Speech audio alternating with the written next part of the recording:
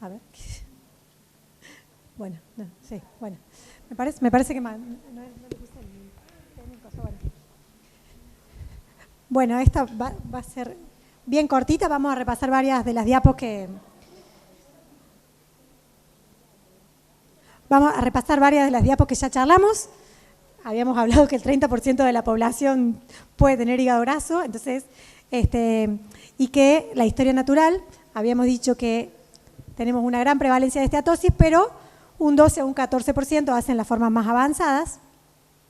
Y el espectro de la enfermedad es, la mayoría tienen una esteatosis de curso benigno, y un 12 a un 14% hace inflamación, hace valorización, hace fibrosis y hace cirrosis. Entonces, bueno, acá nos preguntamos, ¿qué nos pasa con la biopsia? La biopsia tiene un uso limitado, no, al 30% de los que estamos acá, 5 o 6 habría que biopsiar, digamos, si hiciéramos una estadística. Víctor está nominado. Entonces, no podemos biopsiar a todo el mundo, entonces tenemos que ser un poco más selectivos. La biopsia tiene un uso limitado. Esto es un método invasivo y no está exento de riesgos, si bien se minimizan, pero no está exento. Puede haber errores de muestreo, sectores que tienen más grasa o menos grasa, más fibrosis o menos fibrosis, entonces, bueno. Pero es el único método que hasta hoy está validado como gol estándar para diferenciar entre esteatosis y esteatohepatitis. Pero la realidad es que por el momento no hay consenso a quién biopsiamos y a quién no. Ya habíamos hablado que teníamos los grupos para estudiar grasa y para estudiar fibrosis.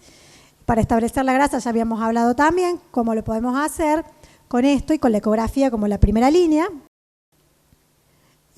o con resonancia o con CAP, todo lo que dijo el doc recién, y para establecer la fibrosis también.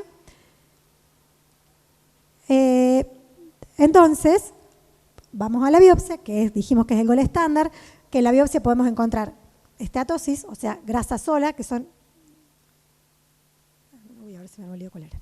Que son estas manchitas blancas, digamos, estas como ampollitas blancas, eso es grasa sola. Cuando a la grasa le asociamos inflamación, que es lo más negrito, digamos, lo más azul, lo más violeta, eso es inflamación. Y balonización, el hepatocito tiene una forma hexaédrica, balonización es que se vuelve más redondo, que se pierde su estructura habitual y se vuelve más redondo. Eso habla de sufrimiento del hepatocito. Entonces, cuando tenemos inflamación y balonización, hablamos de esteatohepatitis y eso puede llevar a la fibrosis. La fibrosis arranca generalmente en el espacio porta y a medida que se van uniendo los espacios porta donde arranca la fibrosis, se van uniendo entre sí, es el grado lo que se va expandiendo la cicatriz, se va saliendo del espacio porta, eso es lo que dice fibrosis grado 1, 2, 3 y 4. Cuando se unen dos espacios porta, eso es lo que llamamos cirrosis, que es lo que vemos allá. Puentes portoportales, como dice el doctor. Entonces, lo que dijimos, bueno, y esto que les quiero mostrar acá, esta es una paciente que trasplantamos. Esta es una señora que tenía una CBP más un MASH. Esto es una etiología, le llamamos etiología dual, cuando tienen dos etiologías, puede tener un montón de cosas. Una señora de 71 años que trasplantamos en abril. Este es el hígado de la señora. El hígado normalmente es lisito, como si fuera esto. El hígado es lisito y ese hígado estaba totalmente arrugado. Para quien nunca vio un hígado, este es el hígado de la señora, el explante. En la otra foto tenemos la mano de la cirujana, o sea, ese hígado se había achicado completamente. Y acá, miren el hígado como es normalmente. Este es el hígado del donante, era un donante de 25 años, un hígado hermoso, así tiene que ser el hígado normalmente, y así lo tenía la señora, para que puedan ver la diferencia, ¿no?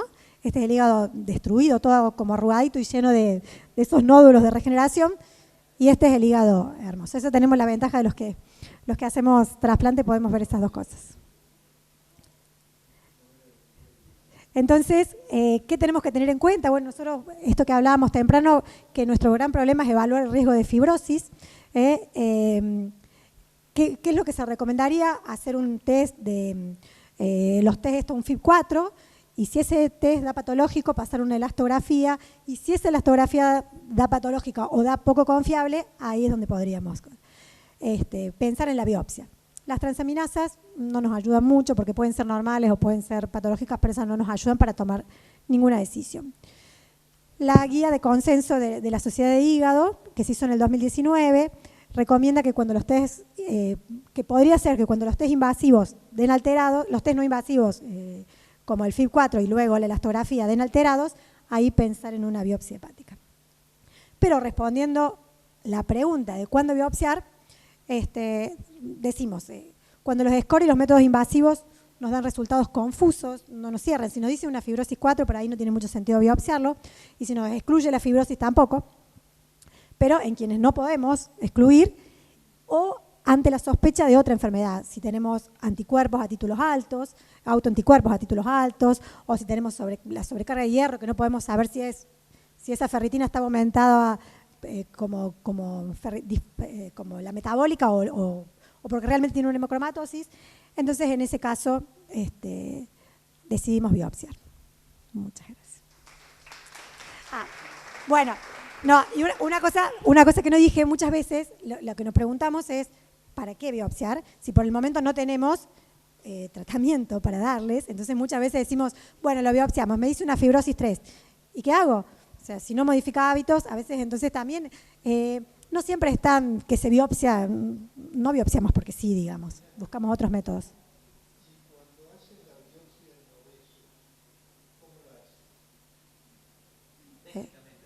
Yo siempre lo mando a hacer por tomografía. Se encarga el radiólogo. Por tomografía, yo les pido por tomografía siempre.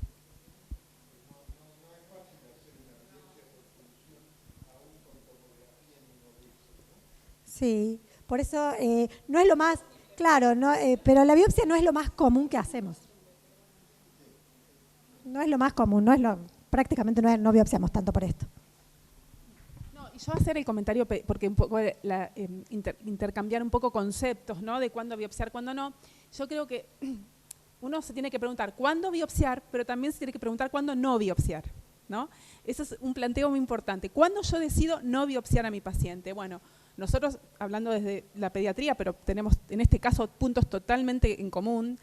¿Cuándo decido no biopsiar? Cuando yo tengo prácticamente la certeza, por decirlo de alguna manera, que este paciente tiene una enfermedad por hígado graso asociada a síndrome metabólico. Cuando tildo todos los cuadritos, ¿no? Cuando el paciente tiene obesidad, cuando tiene sobrepeso, cuando el tenor de las transaminasas es el que uno espera para una enfermedad por hígado graso, cuando he descartado todas las otras entidades, cuando ese paciente no me ofrece. Entonces ahí yo tomo la decisión, que es una decisión de no biopsiar.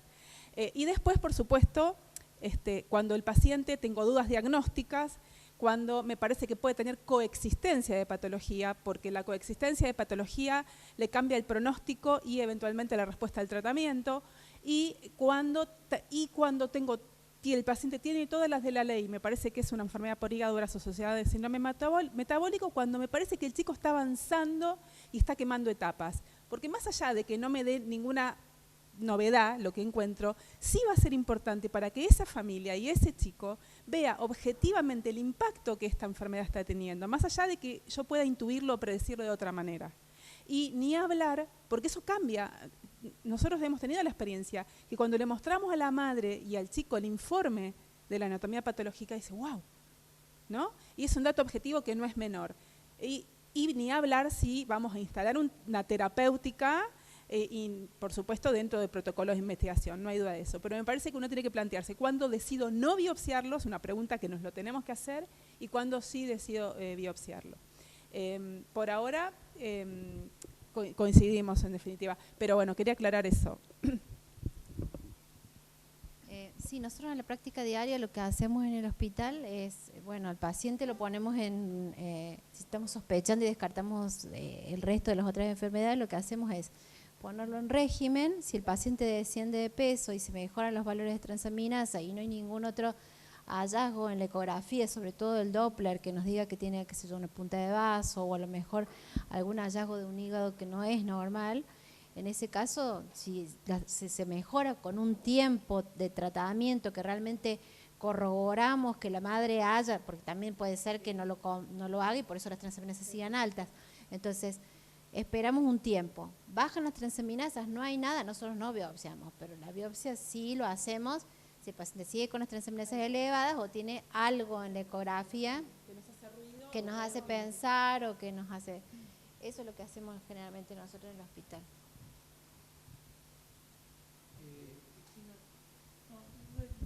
Es una pregunta en realidad del seguimiento. Marcela, perdona. Fue un déjà vu. Por supuesto. Yo digo, la obesidad es una cronicidad en tu experiencia, porque todo esto que está hablando es como si tuvieras un pantallazo de hoy. Pero esos pacientes siguen años y años y el sobrepeso, la obesidad es algo que, por lo menos por lo que yo veo en consultorio, es una suma de situaciones negativas que uno ve con el paciente. ¿Cómo? Porque eso debe tener una implicancia al momento de tomar estas decisiones. Porque vos decís, lo pongo en dieta, suena muy bonito por 6 meses. Y yo no es lo que veo en el sobrepeso y en el obeso. Entonces, una pregunta para ustedes, dos. ¿Qué pasa en el seguimiento? Porque ustedes tienen, calculo que 10 años de seguimiento con algunos pacientes. ¿Qué experiencia han tenido con esto, con los resultados de los tratamientos nutricionales y en el seguimiento clínico? Bueno, un poco, yo después hablo de tratamiento muy cortito, pero es muy frustrante. La respuesta es frustración. La respuesta es frustración, al menos especialmente en el medio en el que nos manejamos nosotros, que es un hospital público, porque esto es una enfermedad muy compleja, donde hay muchas aristas socioeconómicas, culturales, o sea, es muy complejo. Entonces son muchos aspectos que uno tiene que abordar y son muy difíciles de abordar. La verdad es que la mayoría de nuestros pacientes se mantienen entre estables o empeoran. Son muy pocos los pacientes que realmente mejoran. Pero en general es eso. La verdad que es bastante frustrante, especialmente en el medio en el que nos movemos nosotros. Yo quería hacer un comentario, no sé si es para reír o para llorar. Yo me acuerdo que cuando comenzó el Garrahan estaba Esteban Carmuega, no sé si lo conocen, y había un programa para sobrepeso, obesidad en chicos, y había una actividad grupal, de peso grupal. Y claro, entonces iban en un día sábado, se pesaba el grupo y decía, bravo, bajamos 11 kilos.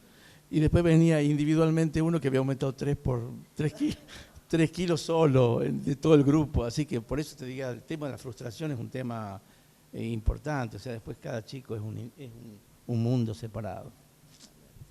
Otra cosa importante que me parece que vemos muchos, no sé, Moni, si vos querés decir, pero nosotros vemos muchos pacientes psiquiátricos, familias enteras psiquiátricas con obesidad, que están polimedicados también, con transaminasas elevadas, que esos también son un dolor de cabeza, porque no sabes por dónde arrancar, con madres que muy difícil. La atención pública, a mí me parece que digamos que el espectro es muy amplio. Cambiando la mirada, pero para insistir en esto de que en la parte pediátrica el tema de la investigación de las enfermedades hereditarias del metabolismo son muy importantes. Solo referir sucintamente un paciente que yo era residente en esa época, ingresó por un cuadro de deshidratación, tenía 6 meses, tenía una hepatomegalia y lo llamativo era que tenía como una alteración de la conciencia que no se condecía con su grado de deshidratación. Terminó con una biopsia hepática. Yo recién me metí en el tema del hígado y biopsiaba todo lo que podía. Mostró un hígado graso compatible con síndrome de Reye y en el seguimiento ese paciente, además de eso, pero 6 meses después seguía con el mismo hígado graso en otra biopsia, lo cual no es compatible con Reye porque o se muere el paciente o mejora. Esa paciente era mujer, se fueron a vivir al sur. Apareció en mi consultorio a saludarme 17 años después y yo me había quedado con la duda de ese diagnóstico y recordé que una cosa que me decía la madre era que rechazaba los alimentos dulces. Vino a saludarme y ahí nomás le volví a hacer la biopsia y investigación de hidratos de carbono. Tenía una fructosemia.